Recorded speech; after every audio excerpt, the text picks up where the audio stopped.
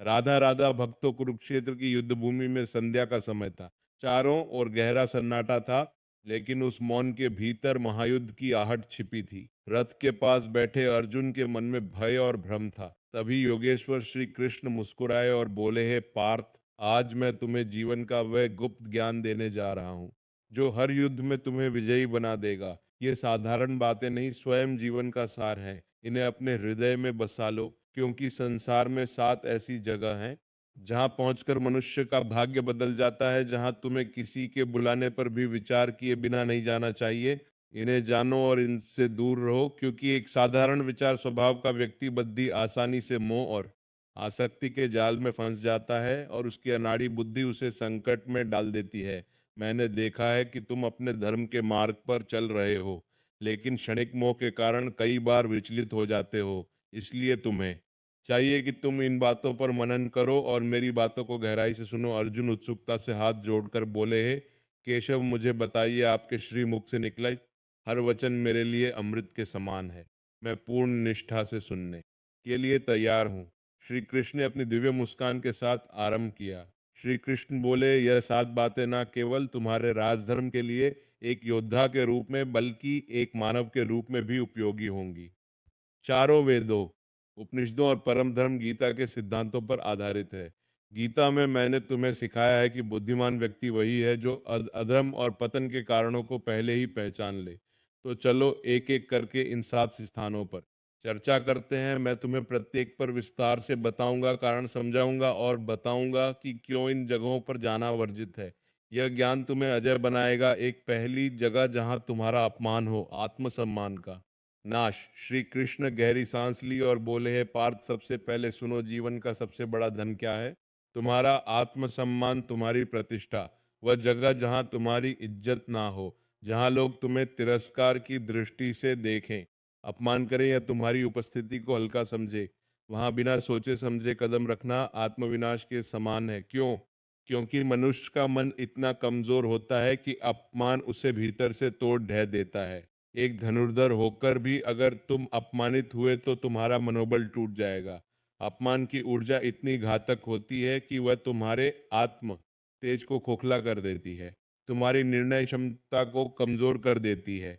गीता में मैंने कहा है, सम्मानित से चाकीर तिर मरणादति रचते, अर्थात सम्मानित पुरुष के लिए अपयश मरण से भी बढ़कर है। पहले पता करो कि वहां कौन लोग हैं। क्या वे धर्मी हैं या छिपे हुए शत्रु? क्या वातावरण तुम्हारे सात्विक भाव के अनुकूल है? यदि नहीं तो बहाना बनाकर टाल दो। कह दो, मुझे धर्म पालन हेतु कोई महत्वपूर्ण कार्य है। लेकिन कभी ना जाओ। अपमान से बचना ही बुद्धिमत्ता है। हमेशा याद रखो, तुम्हारा सम्मान ही तुम्हारी सबसे बड़ी शक्ति है। दूसरी जगह, विषय भोग वासना का केंद्र। श्री कृष्ण गहरी दृष्टि से अर्जुन की ओर देखते हुए बोले, वत्स, जीवन में कुछ स्थान ऐसे होते हैं जहां प्रवेश करना अपने चरित्र और आत्मबल को खो देना है। इनमें से एक है अधर्म से पूरित विषय भोग का केंद्र।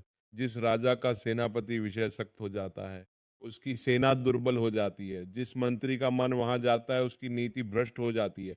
मनुष्य के जीवन का आधार है उसका चरित्र, और चरित्र का शत्रु है अधर्म सम्मत वासना। काम, विषय भोग का केंद्र बाहर से आकर्षक दिख सकता है, क्षणिक सुख, मोह और आसक्ति का आभास होता है, लेकिन भीतर से वह स्थान आत्मा की ऊर्जा को सोख लेने वाला, पुण्य को नष्ट करने वाला और पाप की गंध से भरा हुआ होता है। गीता में मैंने कहा है, काम एक क्रोध है, रजोगुण समुद्भव महाशो।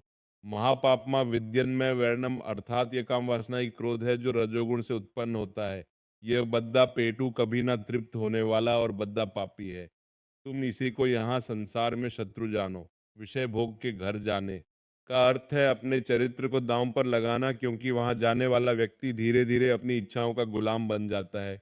शरीर का सुख क्षणिक है, लेकिन उसका असर दीर्घकालिक होता है। आत्मा का तेज घटता है और मनुष्य धीरे धीरे आलस्य, मोह और निर्बलता में फंस जाता है। धर्म, अर्थ, काम और मोक्ष 4 पुरुषार्थ हैं, लेकिन काम का स्थान केवल धर्म सम्मत है।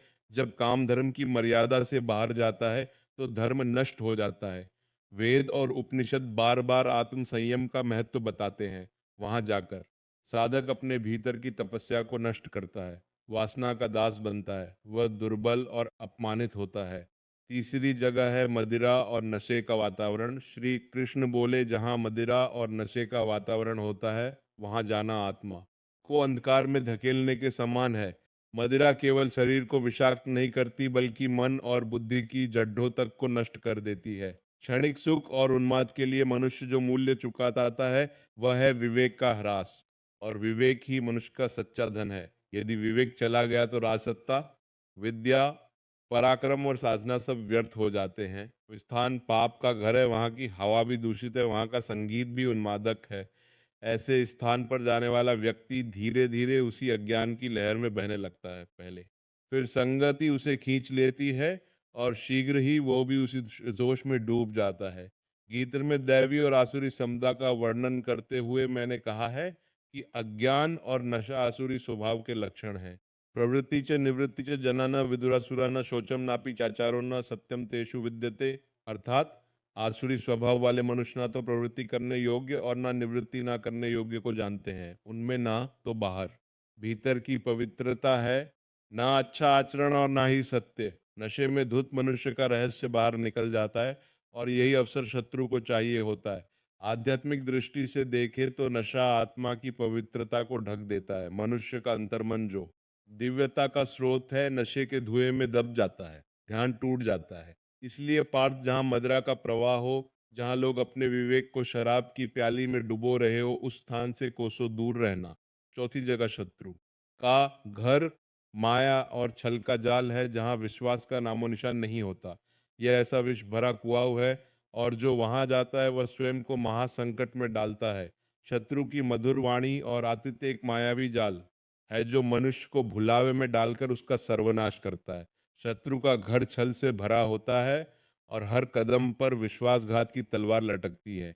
जो व्यक्ति शत्रु के घर में प्रवेश करता है वह अपनी बुद्धि और विवेक को दांव पर लगाता है। पहले वह आतिथ्य में बहता है, फिर धीरे धीरे शत्रु की कुटिल चाल में फंस जाता है। गीता में मैंने असुरों के स्वभाव का वर्णन करते हुए कहा है, दम दर्प अहंकारम कामम क्रोधम च संश्रिता मामात्म परदेशु प्रद्वशंतो भूई। का अर्थात वे दम्भ, घमंड और अहंकार को तथा काम, क्रोध और आसक्ति को आश्रय करके दूसरों में और मेरे परमात्मा में द्वेष करते हैं। शत्रु इसी दंभ और छल का प्रयोग करके तुम्हें फंसाएगा। वहां की हवा में छल, वहां का भोजन विष और वहां की बातें मायाजाल हैं। एक क्षण की असावधानी तुम्हें तुम्हारा धर्म पथ से वंचित कर सकती है। आध्यात्मिक दृष्टि से शत्रु का घर मन के भीतर के बैर को बढ़ाता है। वहां का वातावरण आत्मा को अशांति और द्वेष देता है।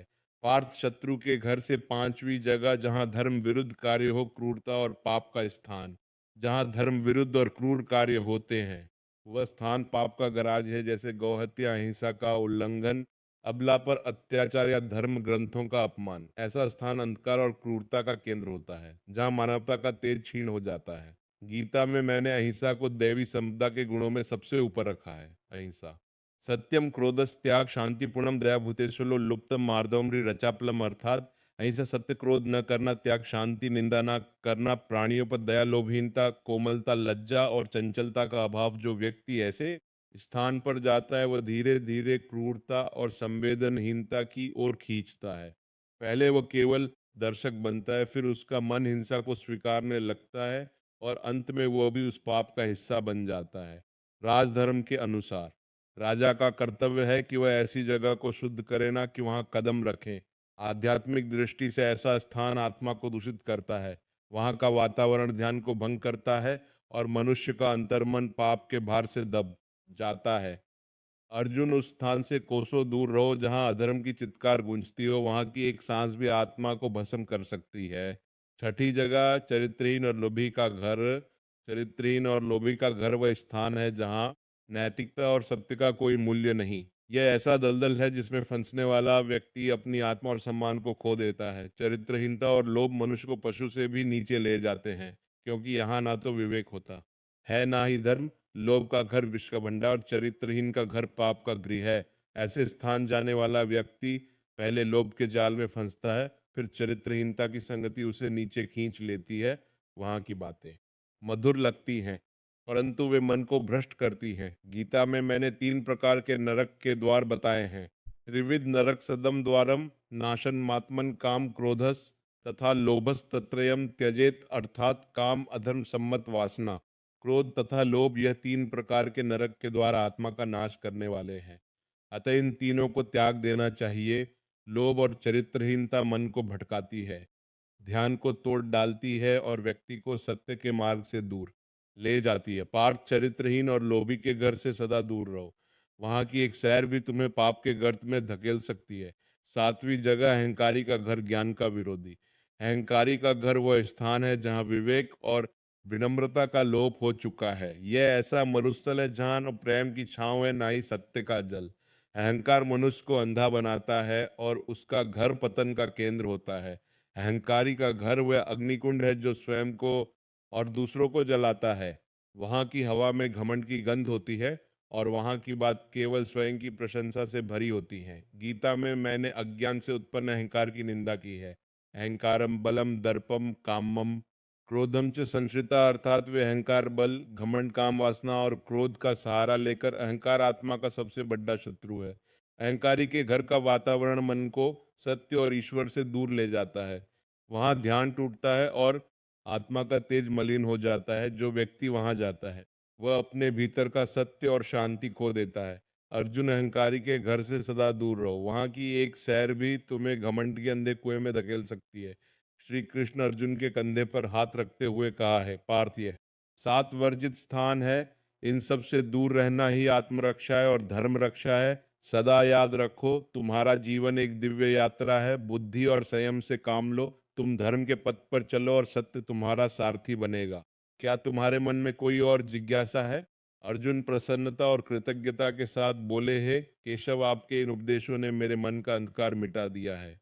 अब मैं सत्य और धर्म के मार्ग पर दृढ़ हूँ। और हे पार्थ, जब मनुष्य इन 7 सच्चाइयों को अपने जीवन में उतार लेता है तब उसका भय समाप्त हो जाता है, भाग्य बदलने लगता है और स्वयं भगवान उसकी रक्षा करने लगते हैं। यही इस दिव्य कथा का सबसे बड़ा और अंतिम सत्य है। इसलिए इस कहानी को अंत तक जरूर देखिए और श्री कृष्ण के ऐसे ही रहस्यमयी और जीवन बदल देने वाले उपदेश सुनने के लिए अभी चैनल को सब्सक्राइब जरूर करें।